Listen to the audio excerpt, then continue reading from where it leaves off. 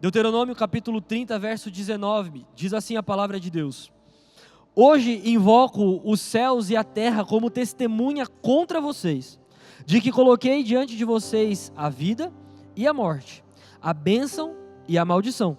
Agora escolham a vida, para que vocês e os seus filhos vivam. Se você puder fechar os seus olhos, vamos orar. Senhor, nós te agradecemos, Deus, pela Tua palavra e te pedimos para que a Tua palavra fale conosco nessa noite. Esse tema tão importante, as nossas decisões, nós te pedimos, Deus, para que o Senhor fale conosco e para que as decisões que nós tomarmos a partir daqui tenham a ver com aquilo que o Senhor tem para nós. É o que nós oramos e te pedimos em nome de Jesus. Amém e amém. Amém, gente? Bom, o poder das decisões. Se conseguir colocar um pouquinho de retorno para mim aqui, eu vou agradecer muito, e a minha voz também. Amanhã eu vou pregar os 2 cultos ainda, então eu preciso estar vivo pelo menos. Bom, tudo aquilo que nós decidimos na nossa vida, aquilo que nós escolhemos viver, precisa ter a ver com o que Deus tem para nós. E essa é a parte mais importante, e se essa parte não ficar muito clara para você, nada do que eu vou falar daqui para frente vai fazer sentido. Todas as nossas decisões precisam ter a ver, ou precisam estar ligadas ou conectadas àquilo que Deus tem para nós. E não pense você que as decisões que vão aparecer para nós são somente decisões que nos aproximam de Deus ou que nos levam para Deus. Se você está aqui na terra vivendo há pelo menos 2 meses, você sabe que as decisões que você toma, ou elas te aproximam de Deus, ou elas te afastam de Deus. Ou elas te aproximam do que Deus tem para você, ou elas afastam você dos planos de Deus.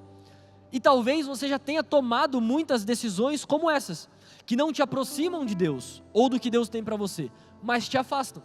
Talvez amizades, ambientes, lugares, pessoas, conexões que parecem que são de Deus para nós. E quando nós vamos vivendo, conhecendo e convivendo com isso, vamos percebendo que na verdade não tem nada a ver com o que Deus tem para nós.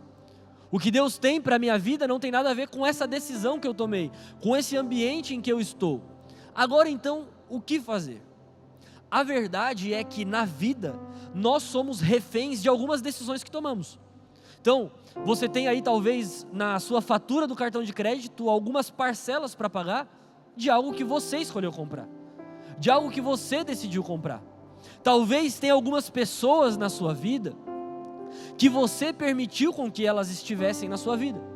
Existem decisões, por exemplo, que não tem como nós escolhermos. Então, não tem como eu escolher quem vai ser meu pai. Não tem como eu escolher quem vai ser minha mãe. Não tem como eu escolher quem vai ser o meu irmão. Mas tem como eu escolher quem vão ser os meus amigos. Mas tem como eu escolher quem vai ser a minha esposa. Mas tem como você escolher quem vai ser o seu marido. E talvez daqui 20 anos, você vai estar casado com essa pessoa, talvez vai estar infeliz, vivendo uma vida que você não gostaria de estar vivendo e refém da sua decisão. Talvez você está no 4º ano de uma faculdade, no último semestre de um curso, que lá no início era o teu sonho, e hoje não é mais. O poder da sua decisão. Um dia você chegou na universidade para fazer a matrícula e a pessoa perguntou assim: que curso que você quer fazer? Ah, eu quero fazer tal curso. Daqui 4 anos você vai ser refém da sua decisão. E por que eu estou falando isso para você? Porque as decisões são exatamente essa unidade de coisas que formam quem nós somos hoje. A minha decisão de estar aqui hoje muda tudo na minha vida, como a sua também. Eu poderia ter decidido estar em 1 milhão de outros lugares, e você também.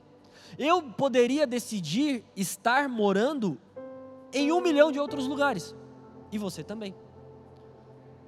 Decisões positivas ou decisões negativas. Como eu te disse, decisões que nos aproximam de Deus ou decisões que nos afastam de Deus. Então, qual que é a questão da decisão? A primeira coisa, antes de você tomar uma decisão, pense: isso tem a ver com o que Deus tem para a minha vida ou não? O lugar que você vai trabalhar, o curso que você vai fazer, a pessoa que você vai se relacionar, os amigos que você vai se relacionar, a igreja que você vai frequentar. Pergunte: ah, mas eu estou frequentando uma igreja, e ok, isso é maravilhoso, mas será que é o lugar que Deus tem para você? Será que é o lugar que Deus quer que você cresça, que você se desenvolva? Mas eu estou me relacionando com uma pessoa que também é cristã, que também ama Jesus, mas será que é essa pessoa que Deus tem preparado para você de verdade? Será que essa pessoa te aproxima de Deus ou será que ela te afasta de Deus? Será que esse emprego te aproxima de Deus ou te afasta de Deus? São decisões que no fim do dia somos reféns das decisões que tomamos. Então eu quero entrar com você no primeiro ponto dessa mensagem. E o primeiro ponto dessa mensagem é: decida declarar. Provérbios capítulo 18, 21 vai dizer assim: a morte e a vida estão no poder da língua. Meu Deus. A nossa língua tem o poder de matar ou de trazer vida. Quem aqui já presenciou um momento onde a língua de alguém teve o poder de matar? Quem já? Sabe quando fala de uma pessoa para outra pessoa que fala para outra, no fim acabou com a vida da pessoa, porque a língua tem o poder de matar. Agora, a língua também tem o poder de trazer vida, através de uma palavra de amor, através de uma palavra positiva, através de um cuidado, através de, sei lá, um conta comigo. O poder da vida, na grande maioria das vezes, está na nossa língua. O poder do bem e do mal. Então, decidir declarar precisa ser uma questão para nós. Porque o que nós estamos falando, o que nós estamos verbalizando, o que está saindo da nossa boca? Afinal de contas, grande parte das pessoas sabem que nós somos cristãos, que nós acreditamos em Deus ou que nós frequentamos uma igreja. Talvez tenham fotos no seu Instagram que dizem isso, talvez tenham textos na sua bio que falam isso. Agora, será que quando você abre a boca, tem a ver com quem você diz que é? Ou com quem você diz que quer ser? Nós precisamos pensar nisso. Porque quando nós decidimos falar alguma coisa, quando nós decidimos declarar alguma coisa, nós precisamos pensar também: será que isso tem a ver com o que Deus tem para mim ou não?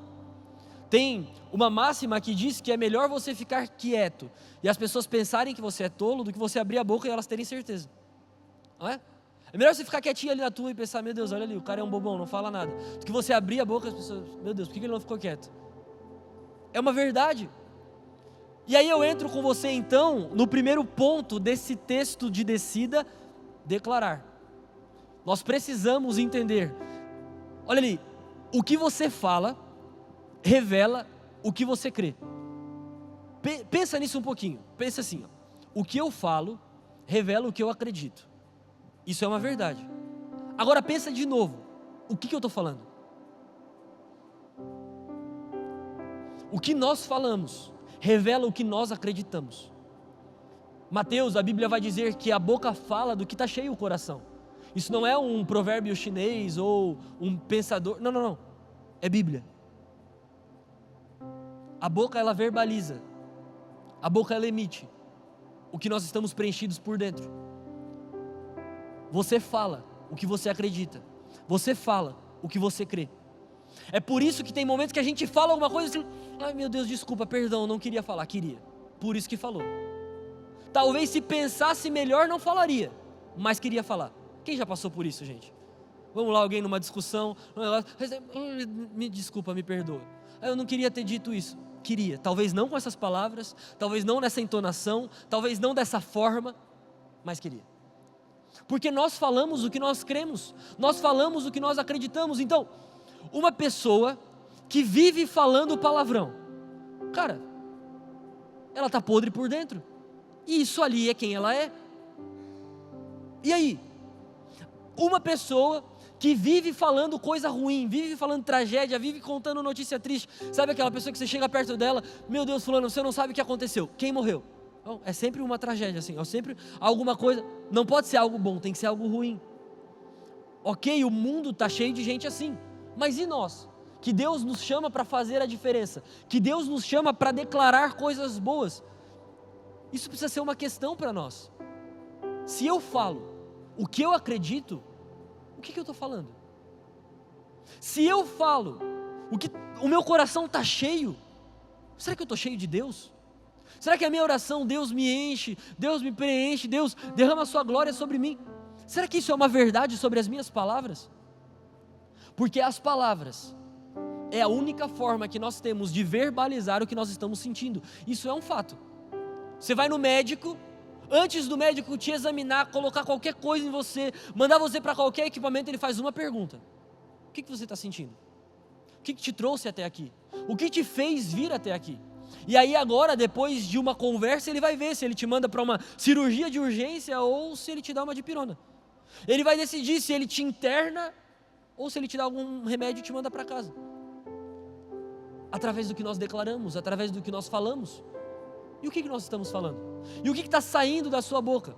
Depois, a boca, ela é, olha só isso, a boca, ela é a caneta que escreve o seu futuro.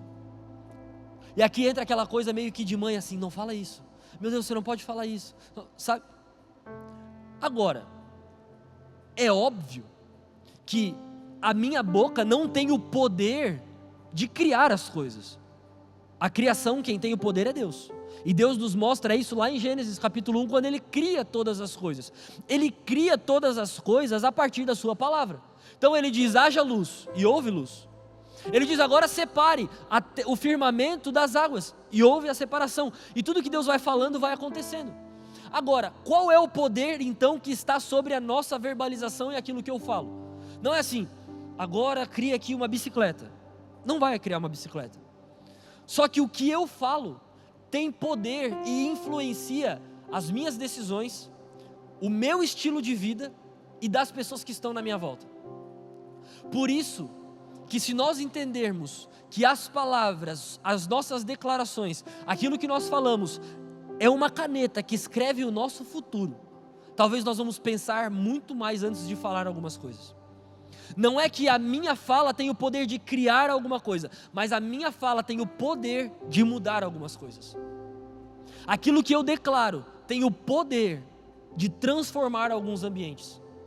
É simples, você chega num lugar talvez triste, que está meio climão, que está meio estranho, você começa a declarar palavras de amor, palavras de vida, o ambiente vai começar a mudar.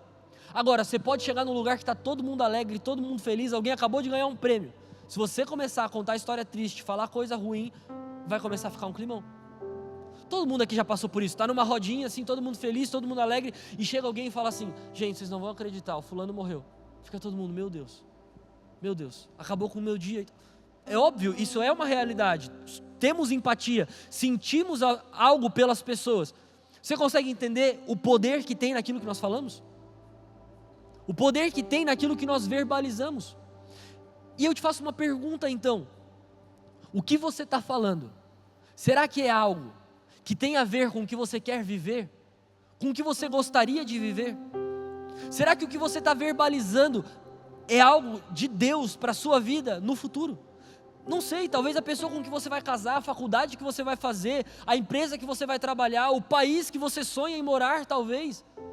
Não é só, também é importante trabalhar para isso, orar por isso, mas verbalizar. A Bíblia nos ensina dizendo que com uma palavra, com a nossa fé, com a nossa boca, nós podemos dizer para um monte: ir daqui para lá, e ele vai. Agora, por que ele vai? Tudo que nós fazemos em nome de Deus precisa servir um propósito que é muito maior do que nós. Então, não adianta eu ficar na frente do espelho falando: Pedro, você vai ser milionário, você vai ser rico, você vai ser bonito, você vai ser o cara mais legal, você vai ser um grande empresário, você vai... Para quê? Por quê? Aonde isso serviria o outro? Aonde isso impactaria a vida do outro? Talvez isso sejam planos de Deus para a sua vida, ou para a minha vida, mas isso precisa servir o próximo. O que eu falo precisa gerar futuro não só na minha vida, mas na vida do outro. A minha vida não pode impactar só os meus, tem que impactar o próximo também. E aí, vamos para o último ponto do decida declarar. Olha lá, decida profetizar sobre si mesmo. E aqui é algo muito importante. Quem aqui estava passando por alguma fase ruim da vida, assim, alguma coisa ruim na vida, e parece que as coisas vão só piorando. Tipo assim, sei lá, na tua casa, queima o micro-ondas, aí queima a geladeira, aí queima a chapinha, aí estraga o carregador do celular. Você fica pensando, meu Deus, eu estou numa maré de azar, eu devo ter feito alguma coisa, deve ter acontecido alguma coisa. Ou, quando nós começamos a pensar coisas ruins ao nosso respeito. Não sei, a gente ouve uma crítica, alguém critica a gente. Aí a pessoa fala lá da gente, aí a gente vai para casa pensando, meu Deus, não é verdade? O que a pessoa falou é verdade. Tem gente que tem razão. Mas tem palavras de algumas pessoas que precisam entrar por um ouvido e sair por outro. Então, qual é o segredo para que esse profetizar sobre nós mesmos não se torne uma palavra de autoconfiança e uma palavra onde eu vou me exaltar a mim mesmo, mas se torne uma verdade para mim? Quando eu começo a declarar sobre a minha vida as palavras que Deus tem para mim. Isso é muito importante. Quando você começa a declarar sobre o teu relacionamento, não o que as pessoas falam, mas o que Deus fala sobre ele. Quando você começa a declarar sobre a sua vida, não o que você pensa ou o que os outros pensam, mas o que Deus pensa ao seu respeito. Profetizar sobre você não é ficar inventando palavras de Deus para a sua vida, é pegar todas as palavras que Deus tem para você na Bíblia. Tem milhares e milhares de profecias e palavras de Deus para nós, que são uma realidade para nós. Como por exemplo, 1 Pedro capítulo 2 vai falar que nós somos geração eleita, sacerdócio real, nação santa, povo exclusivo de Deus. Isso é uma profecia para a minha vida. Eu preciso acreditar que Deus me escolheu, eu sou essa geração eleita, esse sacerdócio real, eu sou alguém exclusivamente de Deus. Só que eu estou no mundo. A minha realidade é uma realidade mundana, onde tem o pecado que bate na minha porta todo dia, onde tem o erro que bate na minha porta todo dia, onde tem os problemas da vida que não parece que eu sou uma geração eleita e muito menos um sacerdócio real. Agora, quando eu faço com que essas palavras de Deus se tornem realidade sobre a minha vida e começo a declarar e profetizar isso sobre mim, aí entra o poder que Deus coloca sobre nós de formar ambientes. Consegue entender? Então é você entrar na sua casa, entrar no seu trabalho e começar a declarar sobre aquele lugar palavras de Deus. Onde talvez as pessoas falam que é um lugar de guerra, onde é um lugar de corrupção, onde é um lugar de roubo, onde é um lugar de enganação, onde é um lugar de pecados. É você entrar naquele lugar e começar a declarar palavras de Deus para aquele lugar. Consegue entender isso? Amém, gente? Isso precisa se tornar algo real na nossa vida. O poder que nós temos de declarar. Não é só o profeta, não é só a irmã da saia, não é só o irmão do coque, a irmã do coque, não é só o pastor. Nós temos esse poder, que não vem de nós, vem de Deus, para nós, de declarar. Declarar palavras de vida e não palavras de morte. Declarar palavras de amor e não palavras de ódio. Declarar palavras de paz e não palavras de guerra. O poder de declarar. Decidir declarar. Declarar o que você crê, declarar o que você acredita. Entender que tudo aquilo que você fala, tudo aquilo que você verbaliza, pode e vai se tornar uma realidade na sua vida. Hoje, eu vivo coisas que lá atrás, eu orava e pedia e declarava, cara, um dia eu vou estar vivendo isso. Um dia eu vou ter tal coisa, um dia eu vou frequentar tal lugar, um dia eu vou conhecer tal pessoa. E hoje é uma realidade na minha vida. Não é que eu tenho o poder de criar as coisas, mas é que cada vez que eu declaro, eu vou indo para esse lugar. Cada vez que eu declaro, eu vou movendo as minhas forças para esse lugar. Cada vez que eu declaro, eu vou movendo as minhas expectativas para esse lugar. E o ambiente vai sendo formado, e aí se encaixa com o que Deus tem, e aí se encaixa com o plano de Deus. E aí tem o poder de declarar coisas sobre nós e sobre a nossa vida, que são vontade de Deus, mas que se tornam uma realidade quando nós declaramos. Amém? Aí eu vou com você para o segundo ponto dessa mensagem. Decida avançar. Olha só o texto que está lá de Filipenses capítulo 3, versículo 13. Esquecendo-me das coisas que ficaram para trás, eu avanço para que estão adiante, prossigo para o alvo.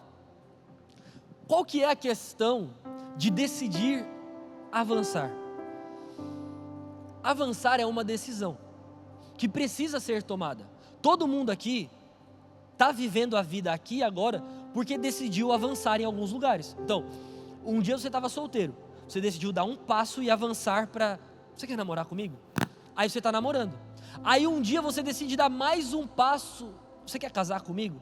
Aí vocês estão noivos, aí você decide dar mais um passo. Agora a gente está casado e nós somos uma só carne. Isso é decidir avançar. Um dia você estava só na escola, depois você pensou, cara, eu acho que eu vou fazer um vestibular para alguma coisa. Aí você passou nesse vestibular, aí você decidiu avançar para uma faculdade, depois para uma profissão, depois para um curso de especialização. E a vida, ela é feita de avanços. Quando a gente fica parado, a sensação que tem é que a vida está acabando. Quando a gente fica parado, a sensação que tem é que nós estamos sendo derrotados. Se não por alguém, pelo tempo. Mas a verdade é que só tem esse poder de avançar quem decide. Tem coisas na nossa vida que a gente não decide avançar, nós somos empurrados para fora, nós somos expelidos para fora. Agora, tem coisas que precisa ser uma decisão nossa, eu preciso decidir avançar. E o texto que nós lemos de Filipenses, Paulo vai dizer exatamente isso. Eu prossigo, esquecendo-me das coisas que ficaram para trás, eu avanço para as que estão adiante de mim. E aqui está a primeira coisa importante sobre avançar. Só tem a capacidade de avançar quem tem a capacidade de esquecer o que ficou para trás. Quem não consegue esquecer o que ficou para trás, pode até ter a sensação de que está avançando, mas não está indo para lugar nenhum. O primeiro ponto, avançar é escolher não ficar preso no passado. O texto diz, esquecendo-me das coisas que ficaram para trás, eu avanço para que estão adiante de mim. Gente, nós temos um grande problema. E o nosso problema se chama passado. E ele se torna um problema maior ainda, quando esse passado se torna uma realidade no nosso presente. E tudo que a gente faz, a gente fica lembrando do passado. Você está em um novo relacionamento, você fica lembrando da tua ex-namorada. Você está amizade com outras pessoas, você fica lembrando dos teus ex-amigos. Você está em outra igreja, você fica lembrando da tua antiga igreja. Você está morando em outra cidade, você fica lembrando da tua antiga cidade. Não, é esquecendo das coisas que ficaram para trás, eu avanço para que estão adiante de mim. Só consegue viver algo novo em Deus quem abandona o que ficou para trás. E aí tem gente que é saudosista, né? Naquele tempo, naquela época, naqueles dias. Ok, foi legal, ou foi ruim, foi bom, ou foi péssimo, mas é passado. O passado é essa lembrança, o futuro é essa expectativa, agora o presente é a realidade. O passado passou, é o que eu lembro. O futuro vai vir ainda, é a minha expectativa, é a minha oração, é a minha torcida, mas o presente é a minha realidade. Por isso que o texto diz que esquecendo das coisas que ficam para trás, eu avanço para que estão adiante de mim. Estar adiante também é um futuro, só que tem um alvo. E o alvo é o que faz com que o futuro se torne algo presente. Eu estou olhando para o alvo. Para o futuro eu não consigo olhar. O futuro é incerto, o futuro é uma expectativa, o futuro é uma oração, mas o alvo é o presente, eu estou olhando para aquilo ali. Por isso que nós precisamos ter metas, por isso que nós precisamos ter objetivos. Pelo que você está orando? Só para não morrer? Legal, mas o que adianta ficar vivo sem propósito? Deus, eu quero ficar vivo, mas eu quero ficar vivo para isso. Sei lá, para conquistar alguma coisa, para salvar a vida de alguém, para pregar o teu evangelho, para ir para algum lugar, para fazer alguma coisa. Eu não estou mais preso no passado, o futuro eu oro e torço, mas agora eu estou focado no alvo, e o meu alvo é esse. Paulo vai dizer que o alvo dele é Cristo, e esse deve ser o alvo de todos nós. Agora, o que Cristo tem para nós? É isso que precisa nos fazer avançar. É isso que precisa fazer eu dar o próximo passo. E é aqui que o diabo mais tem nos enganado, tirando de nós a perspectiva do futuro, tirando de nós a perspectiva de que existe um amanhã, tirando de nós a perspectiva de que a vida não acaba aqui. Então eu vou aproveitar a vida. Paulo vai dizer isso. Se tudo que a gente está vivendo, se tudo que a gente está fazendo é só para essa vida aqui, então vamos comer, vamos beber, vamos festar, que amanhã a gente vai morrer. Só que tem uma vida além dessa. E a Bíblia diz que é então essa vida eterna. E eu te faço uma pergunta: o que são 70, 80, 90 anos para quem vive muito? Perto de uma vida eterna, perto de uma eternidade ao lado do Senhor. Então, é escolher não ficar preso no passado e avançar. E aí nós vamos para o próximo ponto de decidir avançar. Olha lá, o medo, ele é natural, mas a paralisia, ela é opcional. Presta atenção nisso, que você vai perceber algumas coisas na sua vida, que o medo te faz ficar parado. Sabe assim, aquela pessoa que ela tem medo de alguma coisa, e o medo faz com que ela trave, sei lá, de um bicho, de um animal, de qualquer coisa. No medo, ela paralisa. Ela não consegue nem ir para frente, nem ir para trás, nem correr, nem, sei lá, matar a barata que está na frente dela. Ela fica paralisada. O medo para todos nós é uma realidade. Quando se fala em avançar, logo eu, pelo menos, linko com medo. Porque avançar é algo novo. E avançar para algo que é novo nos dá medo. Isso é normal e para todos nós. Quem aqui já teve um primeiro dia de aula sabe. Dá aquele friozinho na barriga. Quem aqui já teve um primeiro dia num trabalho sabe. Dá um frio na barriga. O primeiro dia na casa nova, o primeiro dia casado, o começo de todas as coisas que a gente avança, dá um frio na barriga. Nos dá esse medo. Agora, o problema não é ter medo, o problema é quando o medo nos paralisa. Então, eu tenho medo de casar. Por que eu tenho medo de casar? Porque, cara, eu vou tirar a menina da casa do pai dela, onde ela tem tudo, e eu vou levar ela para uma casa para morar comigo, que eu não sei se eu vou conseguir dar comida para ela, porque eu não consigo comer direito e vou ter que alimentar alguém agora. Eu tenho medo de ir para um outro trabalho, porque eu nem sei se eu sou tão bom no que eu faço nesse e eu vou para outro. E isso são os medos. Agora, o problema é quando esse medo nos paralisa. Então eu nunca vou casar, então eu nunca vou trocar de trabalho, então eu nunca vou trocar de carro, então eu nunca vou trocar de bicicleta, então eu nunca vou fazer nada, porque o medo me paralisa. Nós precisamos entender que o medo é uma realidade. Quando se fala em avançar, logo se tem medo. Agora, ficar paralisado é uma opção. Uma opção para quem? Se às vezes essa paralisação é meio que involuntária. É entender para onde nós estamos avançando, no que nós estamos avançando e por quem nós estamos avançando. Se você está fazendo isso, sei lá, vou dar um exemplo aqui para você. Você vai comprar uma casa nova, ou um carro novo, ou você vai comprar alguma coisa com um dinheiro que você talvez tenha, mas pode ser que um dia falte. Dá medo. É óbvio que dá, porque depois o boleto vai vencer e será que eu vou conseguir pagar? Você tem o desejo e o sonho de casar. Casar custa caro. Não adianta nós espiritualizarmos o casamento, é maravilhoso, é lindo, é o plano de Deus para todos nós, unir-se ao homem e a sua mulher, ele vai deixar o seu pai e a sua mãe, agora eles serão uma só carne. É lindo, só que custa dinheiro. Por mais que você não queira fazer uma festa, quem aqui é casado? Levanta a mão, deixa eu ver. Quem é casado? Tem bastante gente casada. Quanto que custa a primeira compra de um casado? É a primeira vez que vai no mercado. Estava falando com a Bia ainda esses dias. Tem coisa, a gente está há 5 anos casado, tem coisa que a gente comprou na primeira compra, que depois você não vai comprar mais. Ou coisas que você compra lá uma vez ou outra. Só que essa primeira compra, ela custa muito caro, porque você não tem nada em casa. É óbvio. Custa dinheiro. Agora, se isso é um plano de Deus para a minha vida, cara, foi Deus que me deu essa pessoa, foi Deus que deu essa pessoa para mim, foi Deus que nos uniu, então Deus vai nos abençoar. Eu tenho medo? Tenho, mas o medo não pode me paralisar. Consegue entender isso? Isso serve para todas as áreas da nossa vida. Eu tenho medo de um novo emprego, porque no meu emprego antigo eu tenho as minhas regalias, eu conheço as pessoas, eu conheço o lugar, eu conheço o ambiente. E um lugar novo, talvez eu vá precisar me provar, eu vou precisar provar o meu valor, eu vou precisar provar o meu talento, eu vou precisar provar o meu conhecimento técnico. Eu tenho medo,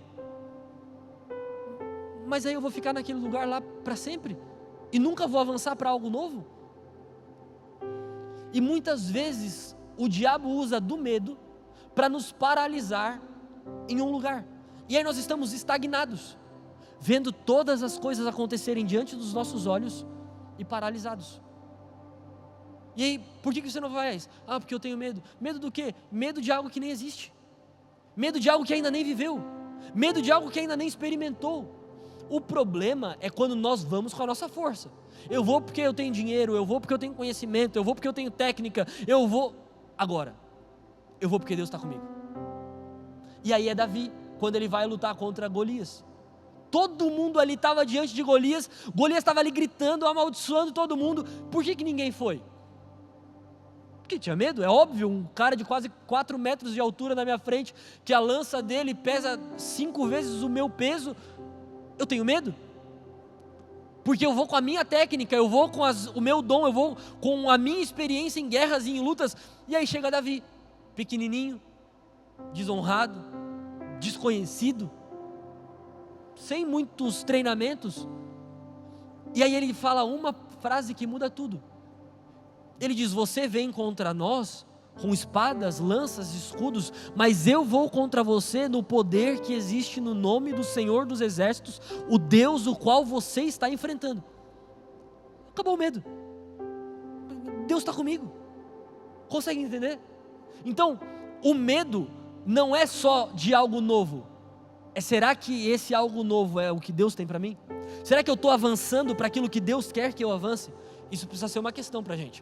O último ponto, para a gente ir para o próximo tema: a decisão de avançar. Meu Deus, Deus não abençoa indecisão. A Bíblia vai dizer lá em Mateus que seja o seu falar sim e o seu não, não. O que passar disso é procedência do maligno. Alguém já ouviu essa frase em algum lugar? A minha mãe sempre falava isso para mim. Quando eu era criança eu tinha um defeito, eu era muito mentiroso. E aí quando eu mentia, ela sempre usava essa frase: olha, que o teu sim, sim, o teu sim seja sim, o teu não seja não, e o que passar disso é do maligno. Aí eu já ficava pensando: meu Deus, eu sou do diabo. Não, então eu vou falar a verdade. É essa indecisão que a gente vive, sabe? Cara, eu tô com ela, mas eu não sei se ela é a mulher da minha vida, então eu nem termino, porque eu também não quero ficar sozinho, e eu também não separo, porque eu quero estar com ela, mas eu também fico com ela, mas com ela eu não estou feliz. Essa indecisão. Eu estou num emprego, se eu sair daqui vai ficar pior do que está aqui, mas aqui está muito ruim. Indecisão. Indecisão em cima de indecisão. Sabe a pessoa que senta no restaurante, ela demora 40 minutos para olhar um cardápio que tem 5 tipos de lanche. E o que muda de um para o outro é que alguns têm bacon e outros têm cebola, e ela não consegue escolher. É um lanche, mas se a gente for levar isso para a vida, se torna coisas maiores e monstruosas, que o tempo vai passando e a vida vai acontecendo e a gente está sempre numa indecisão. Fulano, vamos, ai não sei. Fulano, você vai, ai não sei. Fulano, você quer, ai não sei. Indecisões. Qual que é o problema da indecisão? Porque assim, a indecisão tem uma coisa boa: ela faz a gente pensar várias vezes antes de fazer. Ok, isso é bom. E eu não sou assim, geralmente eu saio fazendo as coisas e depois, ai meu Deus, o que eu fiz? A pessoa indecisa, ela é aquela que pensa, calcula, planeja e tal, só que não executa nunca. E dá raiva de andar com gente assim, porque uma hora alguém tem que decidir, porque uma hora alguém tem que fazer. O indeciso é aquele que sonha, que planeja, ele tem tudo escrito, ele tem tudo desenhado, só que ele não faz nada. Esse é o problema da indecisão. A indecisão não nos permite avançar. A decisão nos faz estar sempre no mesmo lugar, sempre com muitas coisas para fazer, porque a gente está decidindo muitas coisas, mas no fim do dia nunca decide nada. O problema da decisão é quando ela faz a gente ficar em cima do muro. E estar em cima do muro é um problema em todas as áreas da vida. Em Apocalipse, Jesus vai falar sobre uma daquelas igrejas: vocês não são quentes nem frios, pelo contrário, vocês são mornos, e eu estou a ponto de vomitá-los da minha boca. É o indeciso, é o famoso crente Raimundo, um pé na igreja e um pé no mundo, sabe? Ele nem vai para o mundo, enfia a cara, enlouquece, acaba com a vida dele, mas ele também nem vem para a igreja e decide viver uma vida para Jesus. Aí ele está no mundo pecando, mas não peca legal, porque, cara, ele sabe que Deus tem um propósito para a vida dele. E aí ele está na igreja, mas ele também não consegue se empenhar no serviço, porque o mundo também chama muita atenção dele. Aí ele vive essa vida dupla. Não aproveita nem lá e se acaba de uma vez e se mata logo, e não aproveita aqui e não vive o que Deus tem para ele. Consegue entender? Esse é o problema da indecisão. O indeciso não vive nada de maneira integral. O indeciso não vive nada de maneira total. O indeciso não vive nada, porque ele está sempre querendo viver tanta coisa. Ele não vive nada. É a pessoa que vai no restaurante, já chegou o lanche de todo mundo, e aí, cara, você não vai pedir? Ai, que eu não sei o que eu vou comer. E aí, geralmente quando essa pessoa pede, ela pede algo que ela não gosta. E aí fica olhando do amigo assim, nossa, teu lanche é tão bonito. Já aconteceu isso com você? Isso já aconteceu comigo algumas vezes, dá uma raiva. Você pede um negócio, aí a pessoa está com um lanche bonito na tua frente, por que não pedi esse? Mas uma hora alguém tem que decidir. Vamos para o último ponto, para a gente encerrar? Decida esperar. Olha esse texto, Isaías 40, 31. Mas os que esperam no Senhor renovam as suas forças. Entenda que esperar é algo que todos nós precisamos. Eclesiastes vai dizer que existe um tempo determinado para todas as coisas. Enquanto não é o tempo, o que a gente faz? A gente espera. Você pediu alguma coisa para comer, não chegou ainda, o que você faz? Você espera. Você está numa fila, o que você faz? Você espera. Agora, Isaías está dizendo, os que esperam no Senhor. E aqui tem uma diferença muito grande. Em quem você tem decidido esperar? Em quem você tem decidido permanecer? Porque esperar é ficar, esperar é permanecer. Mais para frente a gente vai falar sobre algumas coisas que acontecem na Bíblia que tem exatamente a ver com isso, porque esperar é ficar. Você pede, sei lá, um lanche, você fica na fila esperando. Você está na fila no trânsito, você fica ali parado esperando. Esperar é permanecer parado em um lugar até que aconteça. E Isaías está dizendo, os que esperam no Senhor. E aqui está uma questão que muitas vezes nós não conseguimos esperar, porque nós não estamos esperando no Senhor. E esperar no Senhor é exatamente o que muda tudo.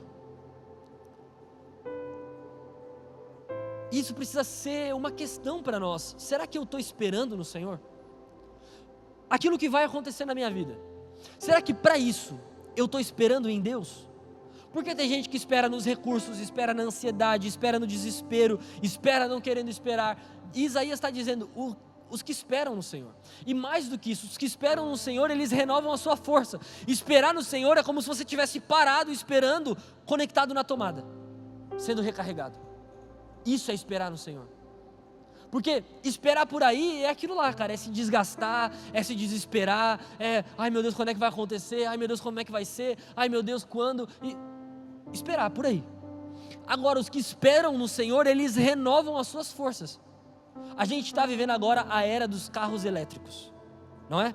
Quando você passa nos postos por aí, às vezes tem os carros ali plugados na tomada.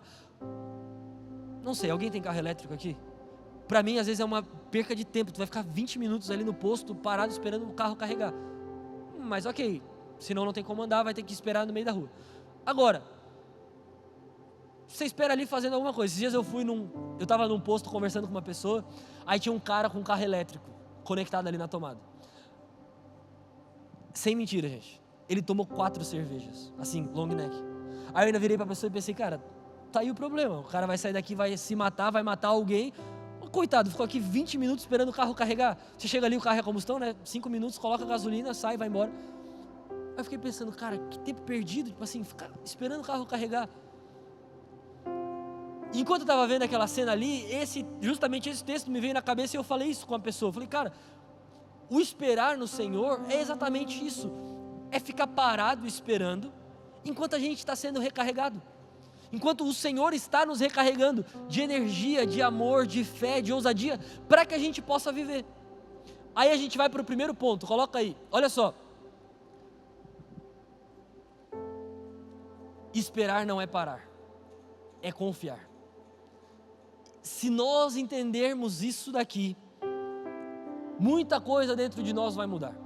Existe uma diferença muito grande entre parar e esperar. Parar é: abandonei, desisto, não quero mais. Esperar é: ainda vai acontecer. Parar é: não vai mais acontecer, não é mais uma realidade para mim, eu não quero mais, e se acontecer também eu não estou afim. Esperar é: se acontecer, eu estou aqui. Entendeu a diferença? Agora, não é somente também esperar e parar nesse lugar. Para parar é confiar. Confiar que Deus pode fazer. Confiar que Deus vai fazer. Só que aqui é uma questão, porque às vezes a gente fica tanto tempo parado esperando, que a gente deixa de confiar. A gente fica tanto tempo parado esperando Deus fazer alguma coisa, que a gente deixa de confiar que Deus pode fazer, ou que Deus pode realizar. E talvez esse texto aqui, essa noite, essa mensagem, te faça lembrar disso. Nós precisamos confiar enquanto esperamos. Nós precisamos confiar. Você sai para pedir um lanche, você está lá na fila, você tem que confiar que o cara vai trazer o teu lanche. 5 minutos, 10 minutos, 20 minutos, 40 minutos, 1 hora, o lanche chega. 1 hora as coisas acontecem, mas eu preciso confiar. E aqui é o problema muitas vezes, gente. Nós deixamos de confiar. Não aconteceu no primeiro dia, não aconteceu na primeira semana. Deus quer saber de uma coisa? Obrigado, Senhor, é muito legal. Eu já vi o Senhor fazer na vida de um monte de gente, mas na minha não vai acontecer. Então eu sigo daqui, Deus. Deus, deixa que daqui eu vou. A gente deixou de confiar. Porque o nosso tempo não é o tempo de Deus. Só que a gente quer que Deus faça no nosso tempo. Quando na verdade nós precisamos nos alinhar com o tempo de Deus. E aí entra o segundo ponto da decisão de esperar. Coloca lá pra gente. Deus trabalha no silêncio. Só que, como é difícil o silêncio. Como é difícil nós crermos e acreditarmos que no silêncio Deus está trabalhando. Você sabe por que Deus trabalha enquanto a gente dorme? Porque enquanto a gente está acordado, a gente atrapalha demais. Aí Deus espera a gente dormir, a gente fica bem quietinho. Agora Ele não vai arrumar confusão nenhuma, agora Ele não vai fazer nada, Ele não vai escolher nada, Ele não vai decidir nada. Agora eu vou trabalhar por Ele. Qual que é o problema do silêncio? É que quando nós esperamos provas de que está acontecendo. De novo, eu vou te dar o exemplo do lanche. Pensa comigo. Você pediu um lanche, aí você consegue enxergar a cozinha da mesa que você está sentado. Aí o cara que faz o lanche está assim, ó.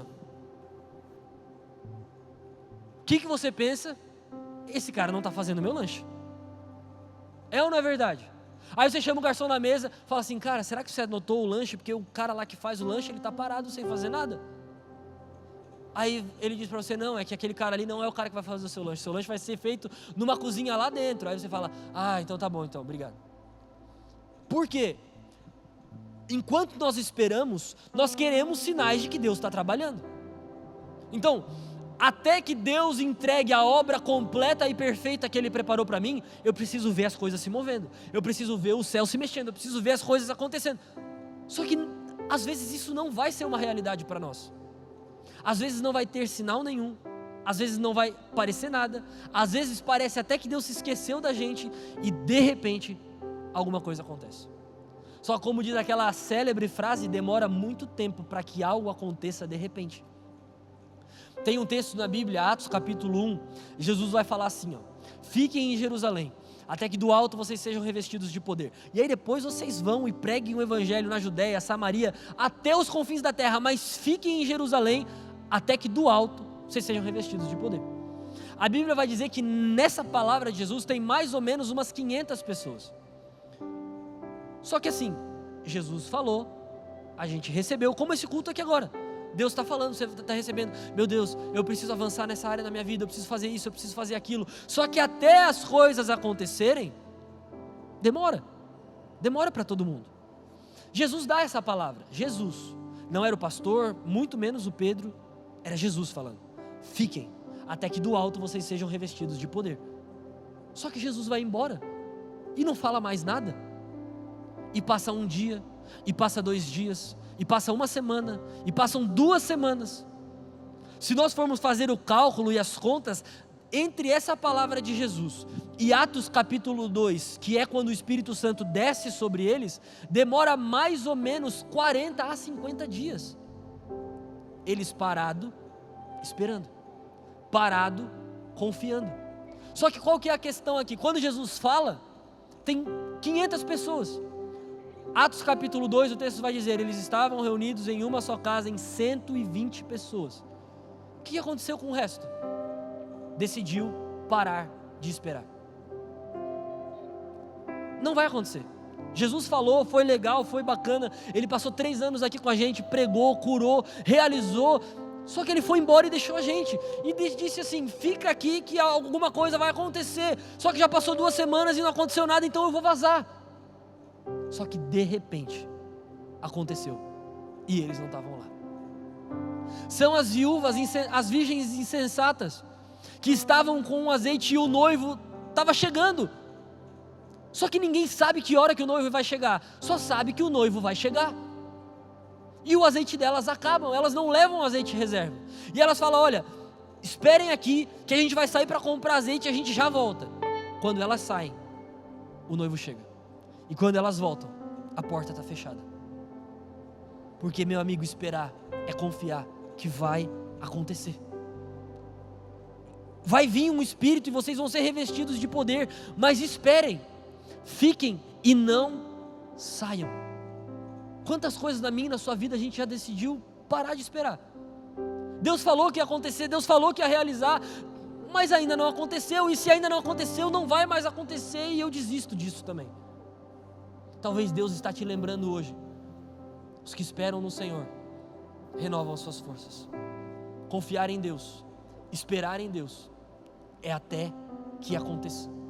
Tem coisas na minha vida que eu espero anos, e eu ainda estou aqui. Deus, será que ainda vai acontecer? Deus, se aconteceu, eu ainda estou aqui, tá? Eu estou aqui onde o Senhor mandou eu estar. Eu estou aqui, Deus. Eu ainda estou confiando. Consegue entender isso?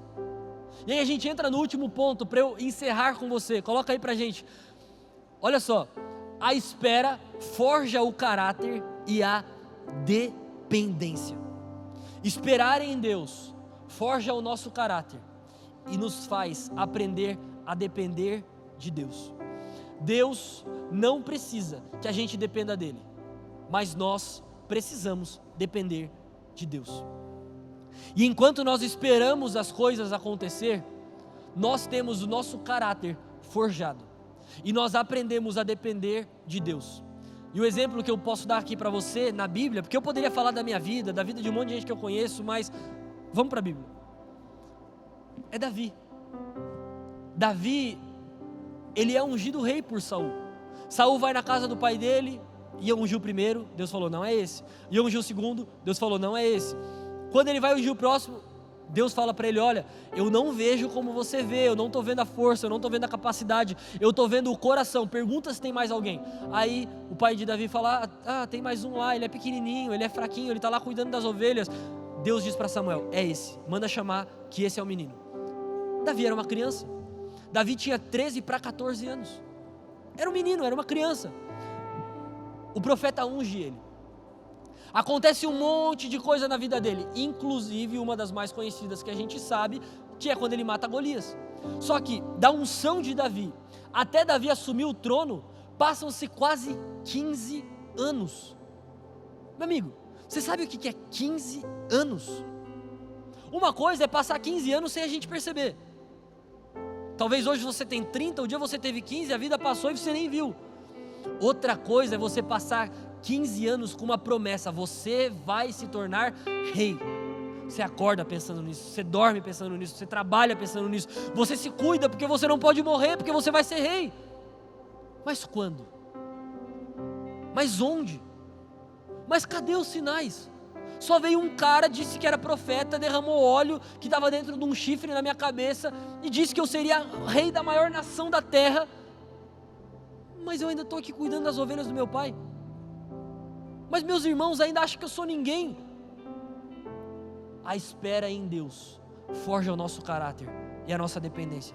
É por isso que Davi vai se tornar um dos grandes e um dos maiores reis da nação de Israel. Porque quem passa muito tempo esperando não joga fora quando recebe, porque ficou muito tempo aguardando. Por isso que tem coisa na nossa vida que se Deus nos der agora, a gente joga fora, porque não tem valor. É o tênis que a tua mãe te dá quando você era criança e você ficava chutando pedra na rua e chegava com o tênis todo estourado, tua mãe falava: cara, não fica chutando pedra porque você vai acabar com o tênis. Aí agora você compra o teu tênis, você sabe quanto que é, se alguém pisa nele, você: cara, meu tênis, acabei de comprar, que é o teu dinheiro. É isso que acontece quando Deus nos dá as coisas como um presente, que Deus nos dá várias delas. Outra coisa é quando Deus nos faz esperar, porque esperar gera dependência, esperar gera caráter, esperar gera confiança, esperar, eu preciso me conectar com Deus, porque se eu não estiver conectado com Deus, eu abandono tudo isso aqui e jogo fora tudo que Deus tem para mim, porque o que Deus tem para minha vida não vai acontecer do dia para a noite.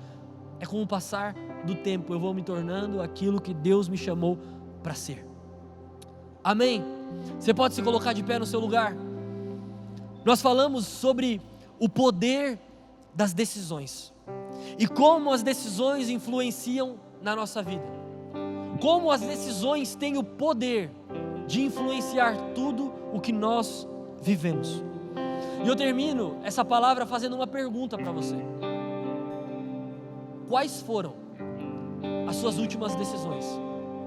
E o que as suas últimas decisões fizeram com que você viva hoje? Tudo que nós vivemos hoje é fruto e resultado das nossas últimas decisões, da última semana, do último mês, do último ano, ou talvez dos últimos anos. E como que estão as suas decisões? Como que está a tua vida a partir das decisões que você tomou? Como eu te disse antes, Deus tem um poder absoluto sobre a nossa vida. Deus tem um poder sobrenatural sobre a nossa vida. Deus tem o poder de fazer o que Ele quiser com a gente. Mas esse Deus nos dá a chance de decidir o que você vai fazer com a sua vida. Deus tem um plano para ela. Deus tem um objetivo com ela. Jeremias, a Bíblia vai dizer que mesmo antes da nossa mãe nos dar a luz, Deus já tinha planos ao nosso respeito. Mas Deus nos dá a decisão todos os dias de caminhar para esses planos ou de fugir para esses planos.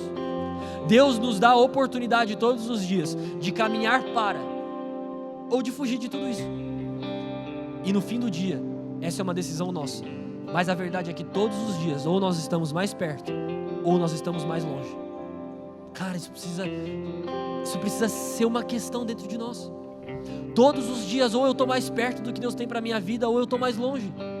Desde o momento que eu acordo até o momento que eu vou dormir, eu tomo muitas decisões.